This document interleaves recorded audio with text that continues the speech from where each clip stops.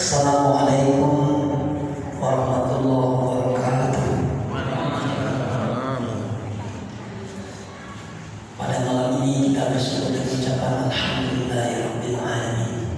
Salawat dan salam Allahumma shalli ala sayyidina Muhammad wa ala ali sayyidina Muhammad. Assalamualaikum ya Rasulullah, assalamualaikum ya Habibullah.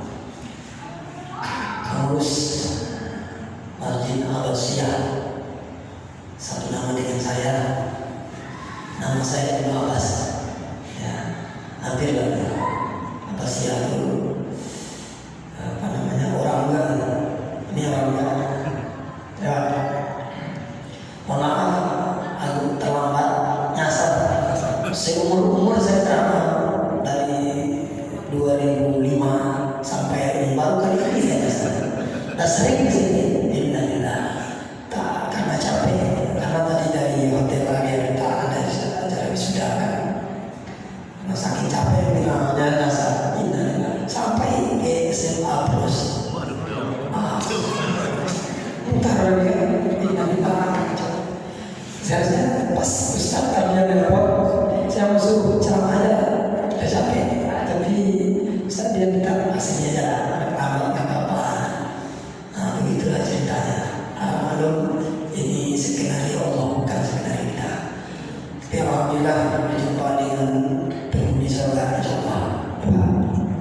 Saya doakan Bapak Ibu sekalian penduduk surga semuanya nanti, dan kita berkumpul dengan orang yang paling kita cintai, Nabi Muhammad sallallahu alaihi wasallam. Baik, tak panjang cerita, kami dengan Ardian itu adik saya. Dari dulu sampai sekarang sekampung, bukan berarti sekampung memanggil saya bukan, karena kesempatan ini ada kesempatan saya, karena Ustaz belum ada, dipanggillah awal. Bapak-bapak, ada penyesalan manusia ketika mati. Ini yang saya bicarakan kesempatan yang singkat ini. Jadi kita Pak, kalau sudah mati itu dari dunia. Hidup yang sebenarnya bukan dunia, tapi akhirat. Maka kalau manusia sudah mati, kata Allah, laula akhartani ila ajalin qarib wa asaddaqu wa akun minas shalihin. Jikalau seandainya di akhir kehidupan kita Allah tanya, kata Allah, kamu hari ini mati, pas masuk dalam kubur, penyesalan yang pertama dalam hati manusia ketika mati Pak, bukan perkara salat, bukan perkara zakat, bukan perkara haji tidak jadi, bukan perkara kurban. Yang paling pertama disesali oleh si mayit, karena kita ini calon mayit. Yang paling pertama kita sesali di saat nyawa tinggalkan tubuh, terbujur kabut, terbaring, tidak berdaya, tidak bersuara apapun. Maka itu semua penyesalan pertama ternyata tentang sudah mau, sedikit sudah mau. Kenapa Ustaz hari ini masih dihormati orang? Kenapa Bapak masih dihormati? Kenapa Ibu masih dimuliakan? Itu karena ada yang masih bersemayam dalam jasad kita. Tapi besok, nanti, bulan depan, minggu depan, bisa jadi giliran kita yang akan Allah panggil. Ketika saat panggilan tiba, masjid ini tidak ada guna lagi bagi kita. Al-Quran tak bisa lagi dibaca, saudara tak bisa lagi dilakukan, apapun sudah terhenti. Allah hentikan seluruh arus kehidupan di sana. Itu penyesalan datang. Apa penyesalan kata Allah? Fa'asaddaqu wa aku minas shalihin. Jikalau seandainya matiku bisa ditunda 1 menit, 1 jam, 1 hari, 1 minggu, 1 bulan dan seterusnya, maka yang pertama aku akan banyak bersedekah.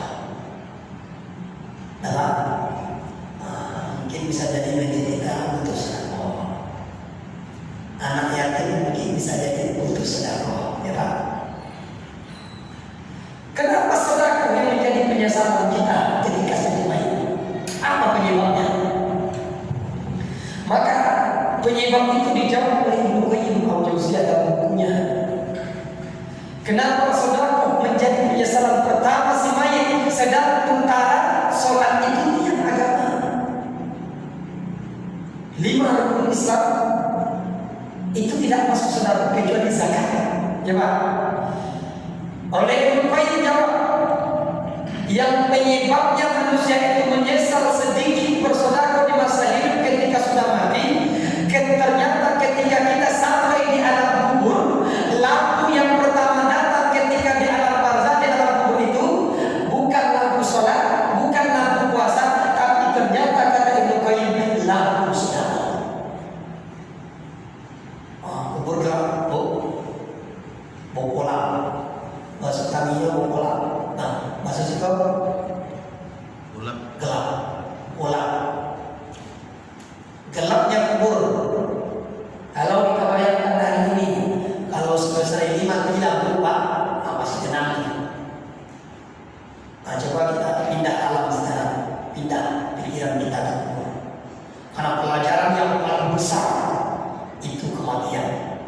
Cukupkah sampai mati belajar? Tidak. Pelajaran bagi orang yang beriman kematian, maka pemukul mau'izah itu bukan hanya cukup menyaksikan kematian, tapi dia mengikuti mulai dari mengucapkan la ilaha illallah sampai nanti memandikan, sampai mengapani, sampai menyolatkan, dan sampai meletakkan dengan tangan ini di yang lahat. Itu pelajaran untuk kita yang akan menjalani hal itu. Itu pelajarannya Pak. Karena kita akan menempati tempat yang sama, tempat yang sangat gelap, tempat yang sangat mengerikan, tempat yang penuh pertanggungjawaban. Seluruh perangai mereka yang sampai mati akan ditayangkan kembali oleh Allah di alam kubur sana. Semua manusia tidak akan pernah luput dari tantangan azab kubur, malaikat munkar dan nakir. Bapak Ibu yang dimuliakan Allah Subhanahu wa taala, jadi lampu yang pertama datang di alam kubur itu lampu sedekah. Kalau gelap, insya Allah Allah terangkan dengan sedekah. Kalau sedikit sedekah mana sedekah? Dulu. Kalau sedekahnya 2.000, itu kayak Korea, hidup mati ya. Kadang hidup kadang mati. Kalau 5.000, itu kayak api rokok lah. Hidup kita, tapi nggak apa saya. Kalau 100.000, itu mulai kayak apa senter. Kalau 5 juta, insya Allah untuk lampu keterangan. Nah, para ibu, sedekah yang mana? Kalau saya melihat bukan di sini insya Allah sekarang aman. Coba. Yang banyak isi kota Lima itu di mana-mana uang yang paling jelek di dunia ini bentuknya. Iya benar kok. Jelek. Coba kabur untuk awal hujan boko musik mau hujan mendung malam. Nah itu uang 2.000. Kenapa ini bisa sulit keluar?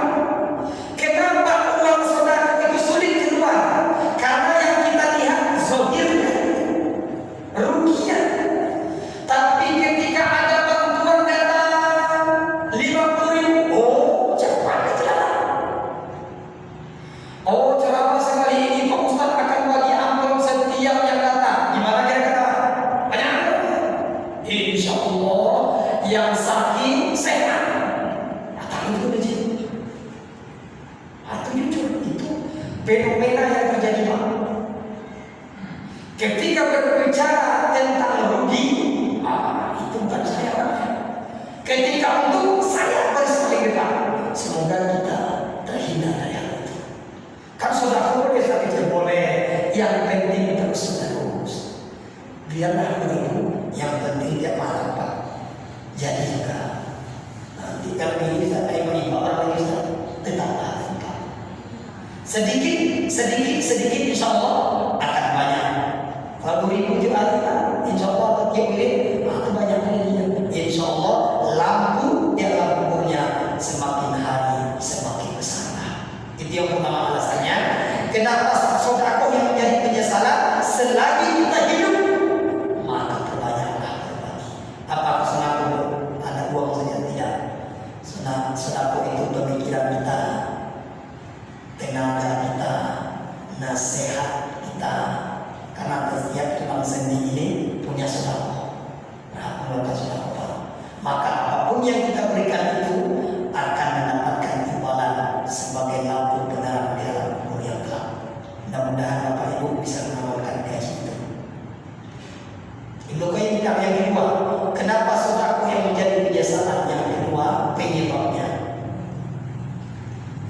Karena payung yang pertama, kata Ibnu Qayyim Al-Jauziyah, di alam barzah itu payung sedekah. Tahu payung apa? Tudung, bahasa kami yang tudung.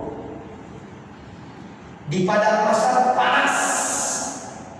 Kalau seandainya kena kepala ini seperti kena sentuh, kalau kena daging meleleh, kalau kena tahu saking panas matahari. Di saat padang pasar, maka payung yang pertama yang akan datang kata Ibnu Qayyim itu adalah payung sedekah. Kalau seketik sedekah, kira-kira sebenarnya itu lah payungnya. 2.000 sedekah payung mana? Kalau ada 50.000, itu sebenarnya isi yang kedua. Kalau ada 500.000, itu sebenarnya tamat. Apa? Kalau 5 juta saya itu untuk batu mata. Tak terus. Bisa kita pahami ya? Nah itu maksudnya ini cerita, ini poin agar kita lebih dekat dalam pemahaman. Semakin banyak sedekahnya, maka semakin sejuklah di pada masa itu. Itu dia maknanya. Tinggal begini di dunia ini. Pengen payungnya besar, pengen payungnya tebal, ya tebalkan sedekahnya. Kalau sedekah sudah banyak, insya Allah yang panas terasa dingin, yang gelap akan terasa terang. Itu bukan janji ustaz, bukan janji Rasulullah, janji Allah Subhanahu wa ta'ala yang sudah berjanji, laula akhartani ila ajalin qarib fa asaddaqu wa akun minas shalihin. Itu dia insyaallah yang banyak sedekah. Yang pertama kuburnya terang. Yang kedua di padang masa orang kepanasan kita pilihnya. Amin ya rabbal alamin. Yang ketiga, alasan Ibnu Qayyim mengatakan sedekah untuk menafsirkan itu ayat yang paling susah diselesaikan, yang paling rumit, yang paling ribet diselesaikan perkara seorang hamba di hadapan Allah, bukan perkara umur, bukan perkara amal-amaliyah yang wajibnya, tapi masalah hartanya. Itu yang paling ribet, yang paling rumit, yang paling susah kita selesaikan perkara harta. Sekecil apapun harta yang kita miliki, 3 pertanyaannya. Sekecil apapun harta yang kita miliki, 3 pertanyaannya. Yang pertama apa pertanyaannya? Dari mana kau dapatkan itu harta? Bagaimana cara kau mendapatkannya? Dan kemana kau gunakan itu harta? Ini 3 pertanyaan tentang harta. Sekecil apapun, apalagi yang besar. Dari mana kau dapatkan itu harta? Bagaimana cara kau mendapatkannya? Dan kemana saja kau gunakan itu harta? Ini pasti akan ditanya kepada setiap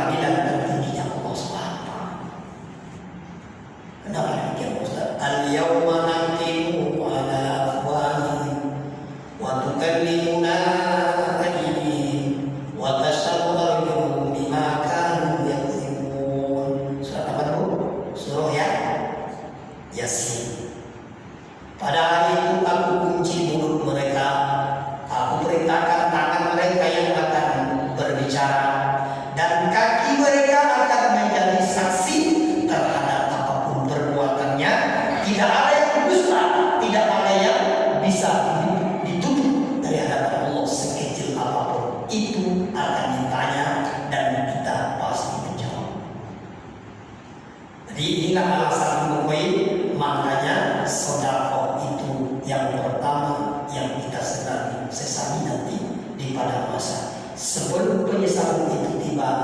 Mari kita perbaiki diri kita, walaupun kecil tapi istiqomah dalam beramal.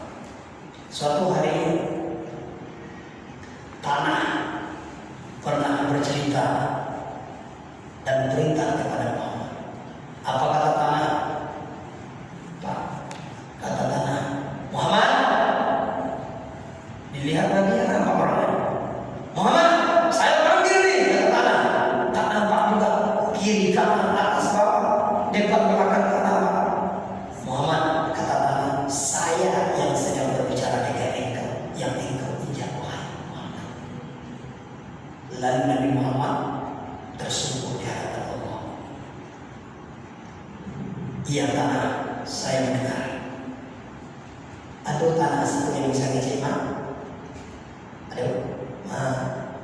Aduh tanah yang bisa ngecek di perumahan, yang bisa berbicara. Ada? Ada. Itu ada mah. Kalau ada berbicara, yang tidak ada yang kamu semua juga. Woi, semua jangan. Insya Allah taubat. Sedang tukar. Allahu Akbar. Woi, tanah yang kita injak itu. Insya Allah taubat. Kenapa tidak? Engkau diciptakan kullukum Adam wa Adam min turab. Yang kalian dari Adam itu dari tanah. Kalian hidup di atas tanah, mencari nafkah lahir batin di atas tanah, buat rumah di atas tanah. Apapun kalian berjalan di atas tanah, sakit, bahagia, senang dan duka, kalian di atas tanah, mati dan akan masuk ke dalam tanah. Jangan lupakan asal kalian. Itu kata tanah. Ada tempat selain tanah Allah? Ada tak? Adakah tempat selain tanah Allah? Tidak ada. Enggak ada tempat. Apa bahasa Allah? Kalau engkau tak mau taat, kalau engkau tak mau bertaubat, kalau engkau tak bersabar dengan ujian dari keluarga Allah, silakan cari tanah selain tanah Allah. Silakan kalian cari makan dan minum, tapi nikmat itu bukan dari saya. Ada Tuhan. Silakan cari. Apa bahasa kasarnya? Tidak ada tempat di tanah ini untuk orang yang tidak taat. Tidak ada tanah yang bisa kalian injak kata Allah kecuali kalian beribadah kepada Allah. Ini keras saja, yuk keras. Keras ini, mudah-mudahan yang luar dengar. Tidak ada tanah tempat bagi orang yang tidak taat. Allah panggil ke masjid, itu bukan orang yang mendekati Allah. Yang datang pasti jadi tamu Allah. Yang gak datang berarti gak akan pernah jadi tamu Allah. Yang datang memenuhi hayya as-shalah, maknanya mari as-shalah. Yang datang itu sudah memenuhi panggilan Allah. Setelah hayya as-shalah, hayya al-falah. Yang mana itu pasti yang sholat. Yang beruntung itu pasti hayya as-shalah. Duluan baru hayya al-falah. Bapak Ibu sekalian dimuliakan Allah. Lalu tanah berbicara, Muhammad, iya wahai tanah, maukah engkau mendengarkan nasihat saya? Kecil tanah, kata Rasulullah, wahai tanah.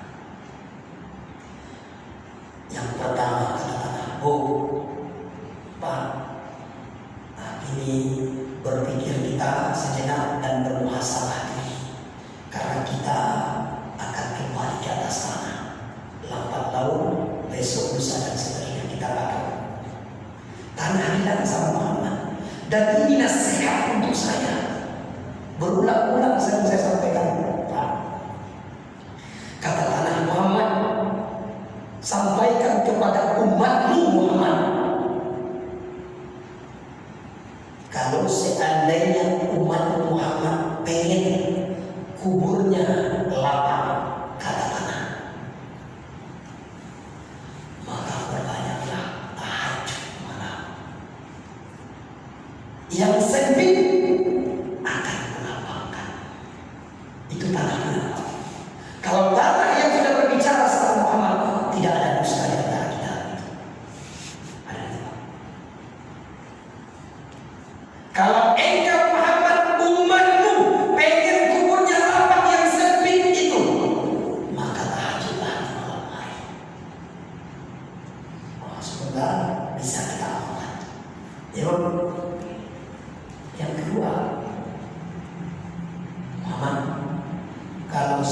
yang pengen umatmu kuburnya ramai, kuburnya tidak sunyi di tengah kesunyian, tidak sepi. Tuhan menakutkan kita saat itu. Untuk meramaikan kubur katakanlah, maka perbanyaklah berbuat baik sama orang lain. Jangan busuk hati, jangan iri hati, jangan dengki hati, jangan sentimen hati. Perbaiki hubungan sesama keluarga, sesama tetangga, sesama jamaah, sesama akidah. Asyhadu an la ilaha illallah wa asyhadu anna Muhammadar Rasulullah. Kalau engkau umat Muhammad baik sama orang, baik sama tanaman, berbuat baik di atas tanah, di atas bumbu kata tanah, maka kuburnya nanti akan ramai dengan ampunan Allah. Ayat terakhir kata tanah. Kalau engkau Muhammad pengen kubur umatmu terbebas dari kalajengking, dari ular berbisa yang 77 kali lipat, dalam kubur yang siap menangkap setiap saat, yang siap menyiksa mayat, maka bebaskanlah azab kubur itu yang berbisa semuanya. Racunilah Muhammad dengan sedekah, karena hidup kita itu tadinya sedekah yang akan meracuni azab kubur yang setiap saat ular berbisa, kalajengking, segala macam yang berbisa, maka racunnya sedekah. Mudah-mudahan bisa melakukan hal itu. Bapak Ibu sekalian yang dimuliakan oleh Allah Subhanahu wa Ta'ala, itu yang pertama tentang sedekah. Yang kedua, penyesalan kita yang pertama, Bu, kalau sedikit bersedekah akan menyesal di kemudian hari. Kalau sedikit silakan. Tapi kalau sedikit sekali ya, itu biar tenang. Kalau sedikit 2000, sampai kita bisa insyaallah. Ya, Bang. Yang kedua, kata Allah, kunna nasma'u aw naqilu li ashabis sa'ir.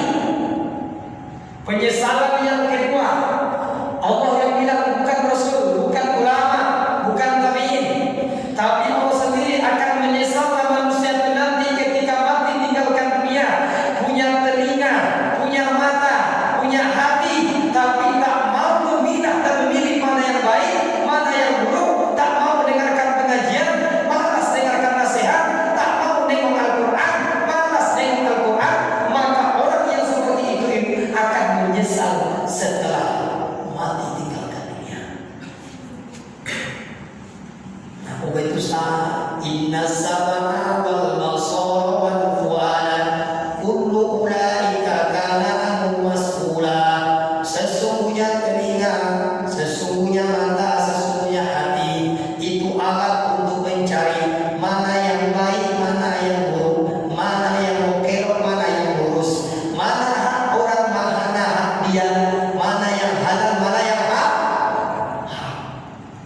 Itu dia mau jadikan telinga, mau jadikan mata, mau jadikan hati, biar tahu kita mana jalan yang diridhoi Allah, mana jalan yang dibenci Allah. Dulu Pak, Bu, kalau lahir kita kan dulu belum ada, pas lahir ayah datang di saat itu mengumandangkan azan di mana Pak? Di telinga. Ya Bu. Kalau ada orang sakaratul maut, di mana diajarkan kalimat itu? Di telinga. Kenapa di telinga diajarkan? Kenapa tidak di hidung? Ya. Yuk. Ternyata dalam kajian hadis, telinga yang paling pertama dan yang paling terakhir berfungsi di tubuh manusia. Pertama dan yang terakhir berfungsi dalam badan kita ini, itu telinga.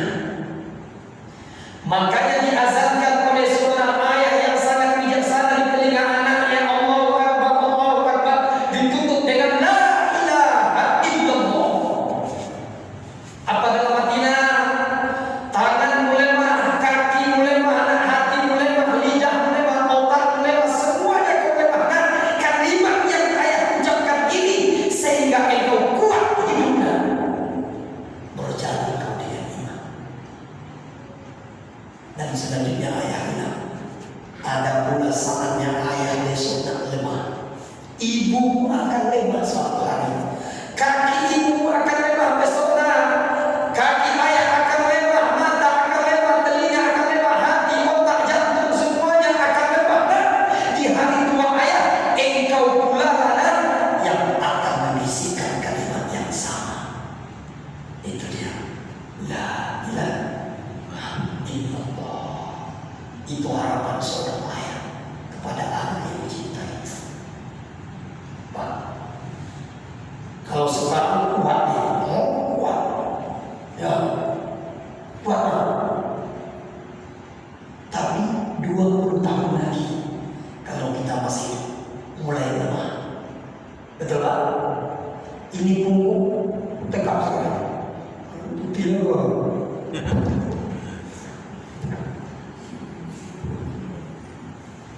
tegak, lurus.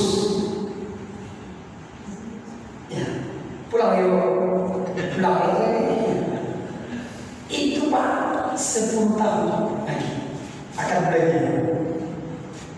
Nih, ini tegak, tapi 20 tahun lagi mulai. Itu harus kita sadari. Berputar waktu, bertukar masa yang tidak kita undang akan datang sendiri. Itulah hari tua. Maka bukan perputaran arah itu harus kita sadari. Itulah kehidupan dunia. Karena dulu kita tidak ada, akan dikembalikan menjadi tidak ada. Karena dulu kita lemah, akan kembali lemah di hari tua. Karena dulu kita susah berbicara, di hari tua pun akan susah berbicara. Ambil nama ayana. Itu dia tua. Kalau gini mantap. Ambil tolong air bisa. Besok hari tua, gigi tinggal 2. Tanam air. Yang penting hari ini kita sadari, hari tua itu akan datang. Yang lebih kita sadari, sekarang saya ada, besok mungkin tidak ada lagi. Dan persiapan apa yang sudah saya siapkan untuk menempuh hari itu. Nah, ini tanya Bapak Ibu, kita ini lebih banyak pahala atau dosa? Dosa. Apa? Lebih banyak pahala atau dosa? Jujur Pak, tidak ada dosa di antara kita. Banyak dosa Ustaz. Pengennya kita beramal masuk surga, ya Bang. Surganya sebentar atau selamanya? Selamanya. Hidup 70 tahun. Pengen masuk surga selamanya. Hidup yang 70 tahun, 80 tahun, umur kita lebih banyak beramal atau lebih banyak tidak beramal? Hidup 80 tahun, taruhlah 60 tahun taat. Pengen masuk surga selamanya. Taknya. Yang mau Pak, hidup cuma 80 tahun, beramal lebih kurang 40 tahun. Pengen masuk surga selama-lamanya. Itulah kemauan kita.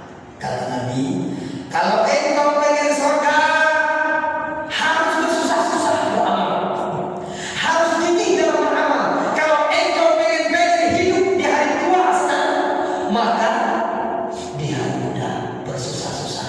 Itu dunia. Mustahil di hari tua senang saja, makan enak, tidur nyenyak, duduk di atas sofa yang sangat mewah, tidur di kasur yang sangat mewah, sementara di hari muda berleha-leha saja, tidak ada kerja, malas. Mustahil di hari tua senang. Apalagi yang namanya hidup. Kalau hidup di dunia beramal biasa saja, sholat biasa saja, zikir biasa saja, mengaji biasa saja, pengen masuk surga selama-lamanya, mustahil.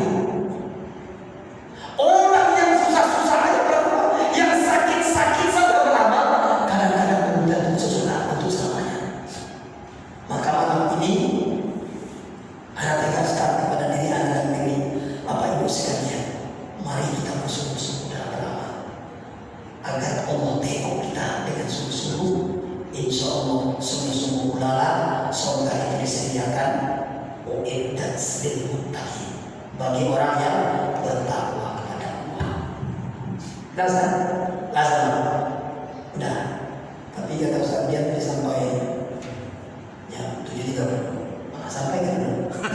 Bisa? Enggak? Lanjutkan? Harus kita gini. Yang diserang sekarang Bu, anak kita. Dan yang diserang anak muda kita. Apanya yang diserang? Telinga ini untuk mencari hidayah, mata untuk menengok hidayah, hati untuk mengimplementasikan hidayah. Kalau telinga sudah diserang, mata sudah dibius, telinga sudah diracuni, hati apa yang didengar, apa yang dilihat berupa itu yang menjadi hatinya. Ingat tuh. Maka itulah penjajahan Cina, penjajahan Eropa kepada orang timur Islam ini. Bagaimana hancur matanya, hancur telinganya, hancur hatinya. Tinggal seperti debu di kipas angin kencang. Berbekas apa-apa. Kenapa anak kita pandai main HP tanpa belajar?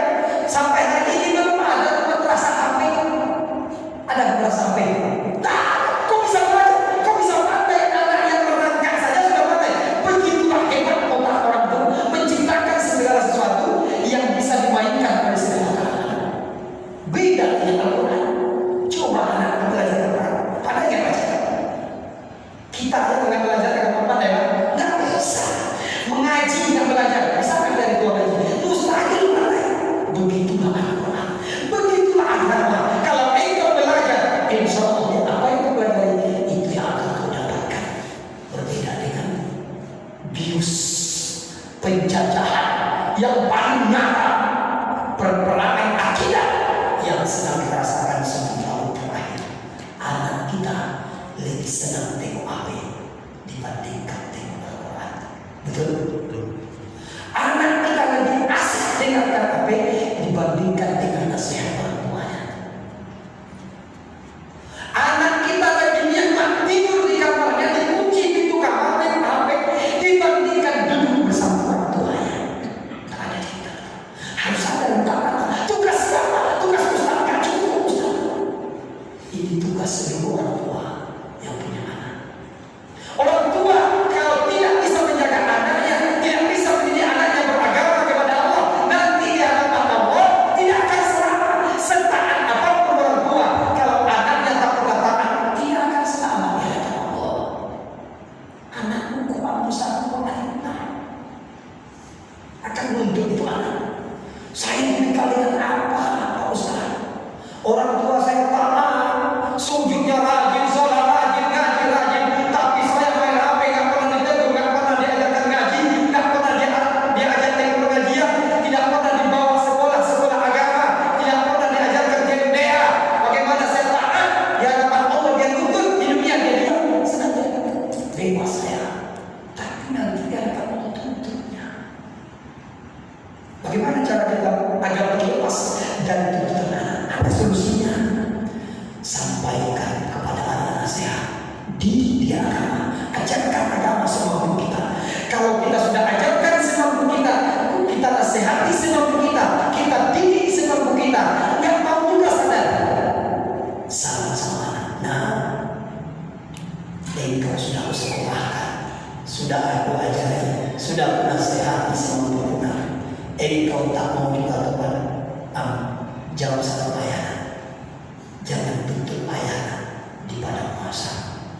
Itu dia solusinya. Insya Allah kalau itu sudah terucap, anak tak bisa tuntut lagi, karena itu akan menjadi saksi di hadapan Allah salam itu.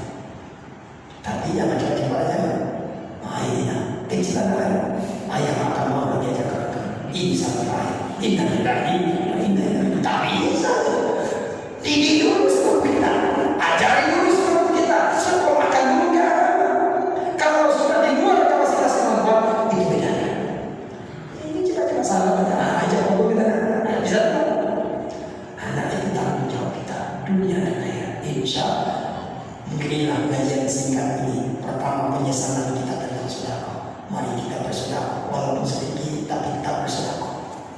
Insya Allah.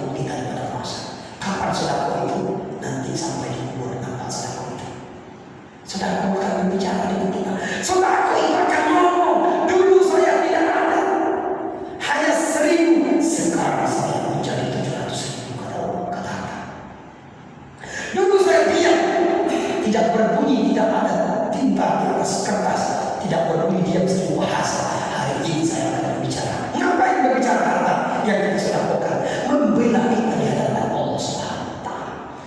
Yang terakhir, mari kita gunakan telinga ini untuk rajin memberi makan rohani dengan pendengaran. Berilah rohani makanan sebagaimana layaknya jasmani 3 hari 1 hari, tapi rohani 1 kali 1 minggu. Nah, imbang Pak. Rohani 1 kali 1 minggu, tak imbang. Kalau makan jasmani kan 2 kali dapat 1 hari. Kalau orang sekali makan semuanya tidak lapar. Jadikanlah rohani itu kebutuhan untuk mendengarkan pengajian, maka dengarkan, lihatkan kepada agama, lihatkan kepada Al-Quran.